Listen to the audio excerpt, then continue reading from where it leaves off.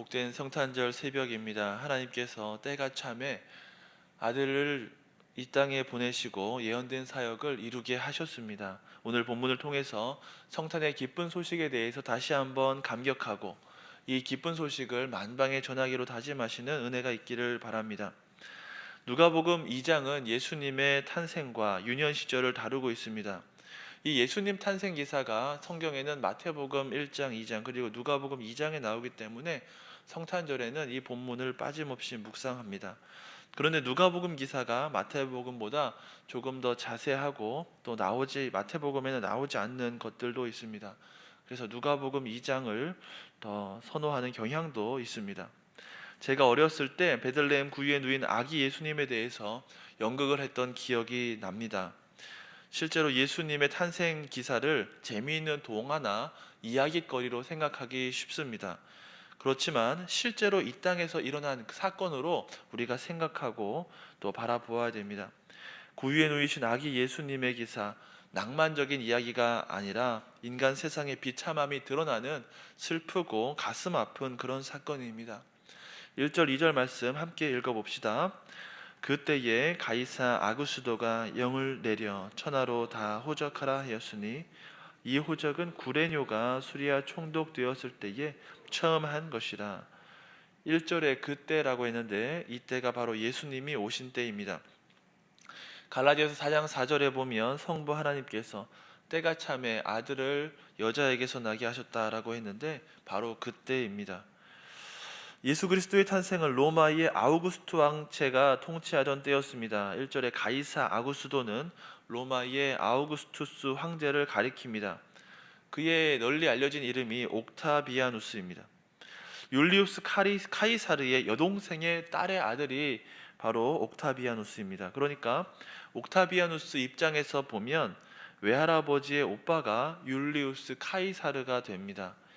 율리우스 카이사르나 옥타비아누스 모두가 로마 역사에서는 중요한 인물들입니다. 율리우스 카이사르가 죽을 때 유언장에 이 18세의 나이에 양자로 입양된 사람이 바로 옥타비아누스입니다. 그렇게 카이사르의 성을 이어받아서 옥타비아누스 율리우스 카이사르가 되었습니다. 그가 31년에 악티움 해전에서 승리한 후에 안토니우스를 물리치고 로마 제국 전체에 대한 통치권을 갖게 되었습니다. 주전 30년에 로마 최고 사령관 그리고 원로원의 수장이 되었습니다. 주전 27년에 원로원으로부터 아우구스투스라고 칭함을 받게 되었습니다. 이 칭호의 뜻은 고귀한 자라는 뜻입니다.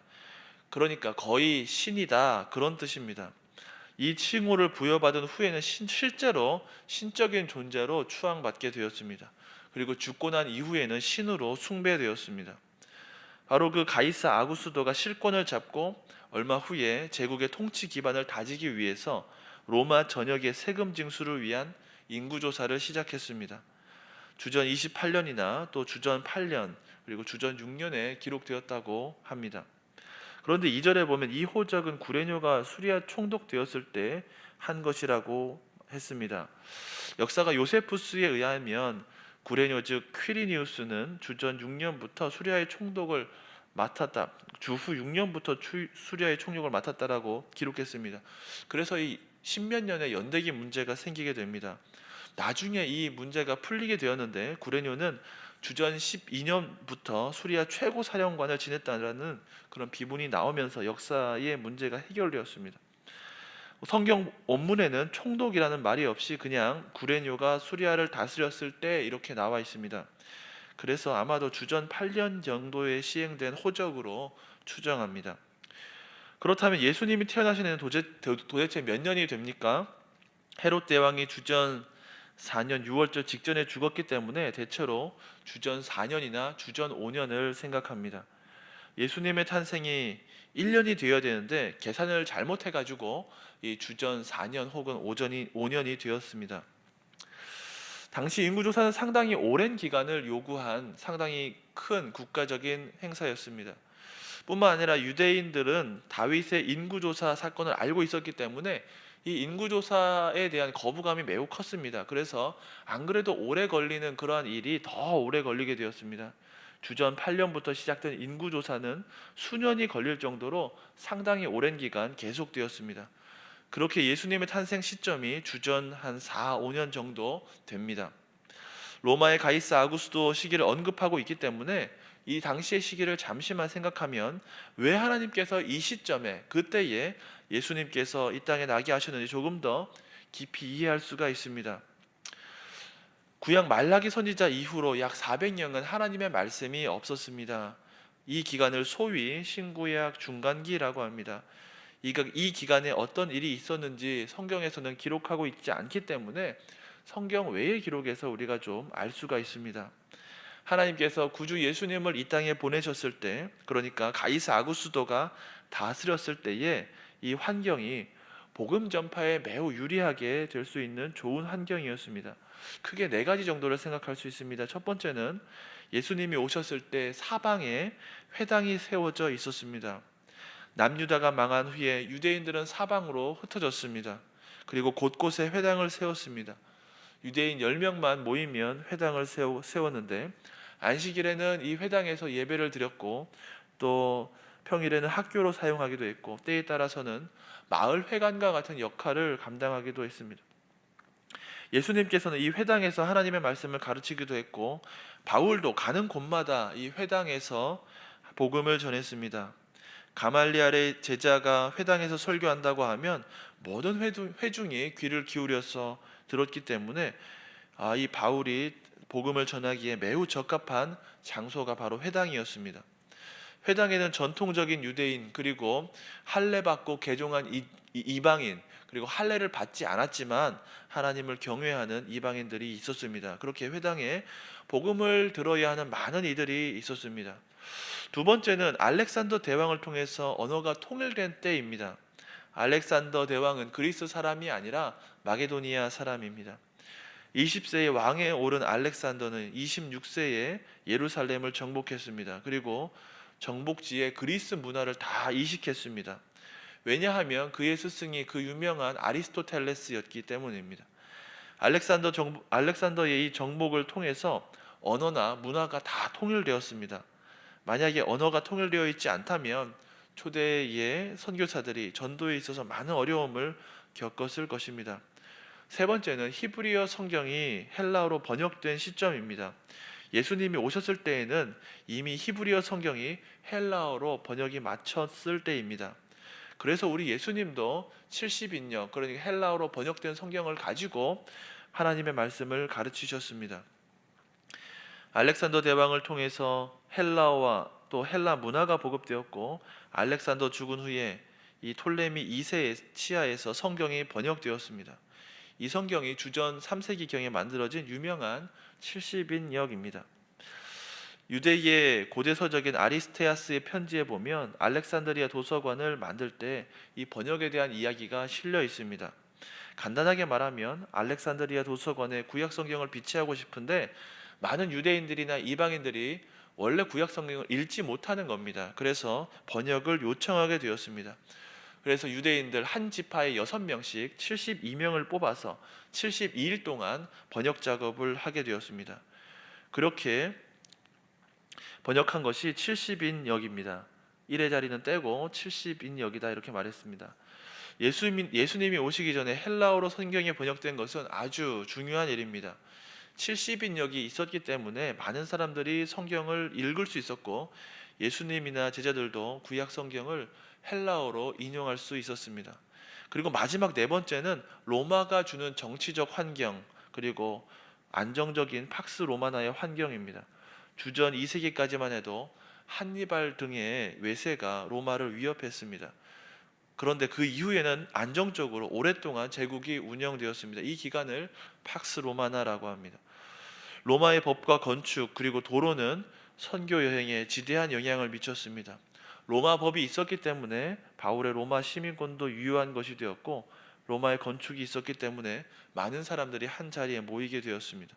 로마의 도로가 있었기 때문에 바울 등의 선교사들이 안정적으로 다닐 수가 있었습니다. 로마 도로는 군인들에 의해서 보호되었기 때문에 어느 도로보다 이동에 용이했습니다. 하나님은 예수님이 오시기 전에 이렇게 좋은 환경을 준비하셔서 복음이 잘 전해질 수 있도록 털을 잘 닦아 두셨던 겁니다. 4절 5절 말씀 함께 읽어봅시다. 요셉도 다윗의 집 족속이므로 갈릴리 나사렛 동네에서 유대를 향하여 베들레헴이라 하는 다윗의 동네로 그 약혼한 마리아와 함께 호적하러 올라가니 마리아가 이미 잉태하였더라. 본문에는 탄생 시기도 언급하고 그리고 탄생 장소도 기록했습니다. 4절에 보면 요셉은 갈릴리 나사렛 동네에서 유대의 베들레헴으로 올라갔다라고 했습니다. 왜냐하면 유다 지파 중에 다윗의 족속이었기 때문에 그렇습니다. 요셉은 비록 가난했지만 혈통으로 보면 다윗 족속에 속해 있었습니다. 왕족이었습니다. 그래서 다윗의 동네인 베들레헴에 가서 호적하게 되었습니다. 요셉은 결혼하기로 약속한 마리아를 함께 데리고 갔습니다. 여자는 호적할 때 데리고 갈 필요가 없었는데 임신한 마리아를 혼자 둘 수 없었던 것으로 보입니다. 처녀로 임신했다고 놀림받은 처지에 홀로 버려두고 가기가 어려웠을 것입니다. 친절했던 요셉이 배가 부른 마리아와 함께 베들레헴으로 가게 되었습니다. 이렇게 베들레헴에서 예수님을 낳게 되었습니다. 6절 7절 말씀 읽어봅시다. 거기 있을 그때에 해산할 날이 차서 첫 아들을 낳아 강보로 싸서 구유에 누웠으니 이는 여관에 있을 곳이 없음이러라. 7절에 보면 첫 아들을 낳아 강보에 싸서 구유에 누웠다고 했습니다. 그리고 그것은 여관에 있을 곳이 없음이라고 했습니다. 구유는 소나 말 또는 나귀가 죽을 먹는 그릇, 그러니까 여물통을 말합니다. 성탄절 연극을 보면 이 구유가 나오고 예수님을 구유에 누이게 되는데 사람들이 이것을 재미있게 보고 또 낭만적으로 생각하게 됩니다. 그런데 사실 전혀 그런 것이 아닙니다. 너무 슬프고 비참한 이야기입니다. 마구간의 여물통은 춥고 냄새나고 더러운 곳입니다. 아기 예수님은 이렇게 춥고 더럽고 비위생적인 구유에 누워졌습니다. 그렇다면 왜 예수님께서 구유에 누워져야만 했을까요? 누가는 그 이유를 간단하게 기록했습니다. 여관에 있을 곳이 없음이러라. 여관이라고 했는데 번역한 이 단어를 정확하게 말하면 빈 방입니다. 여관에 빈 방 하나가 없었기 때문이라고 했습니다. 가만히 생각해 보십시오. 마리아는 만삭된 임산부입니다. 그렇다면 방을 미리 차지하고 있었던 유대인들이 방을 양보해 줄 수 있는 것이 양보해 줄 수도 있습니다. 양보해 주는 것이 맞습니다. 먼저 온 유대인들이 방을 양보해 주지 않는 점에서 이 문제의 심각성이 있습니다. 아무리 먼저 와서 방을 차지하고 있다고 해도 배부른 임산부가 해산을 한다고 하면 방을 양보하는 것이 인간된 도리입니다. 우리나라에도 예전에 거지들이 집을 찾아오면 밥을 퍼주었고 길 가던 손님이 있으면 사랑방을 내어주었습니다. 하나님을 모르던 사람들도 그 정도는 하면서 지냈습니다.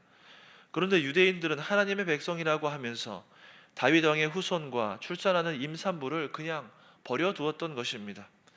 방을 비워주기는커녕 내쫓아냈습니다.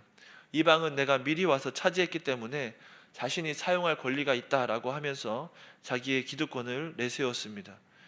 그 결과 하나님의 아들이 이 땅에 오셨음에도 불구하고 누울 곳이 하나도 없었습니다. 예수님은 저 하늘 높은 하늘나라를 떠나서 불쌍한 인생들을 구하시려고 모든 기득권을 다 포기하고 낮은 땅 위로 오셨는데 사람들은 환영은커녕 무시하고 내쫓아 버렸기 때문에 우리 예수님은 구유에 누이게 되었습니다. 이렇게 아기 예수님은 문전박대를 당하시면서 이 땅에 오셨습니다. 말씀을 맺습니다.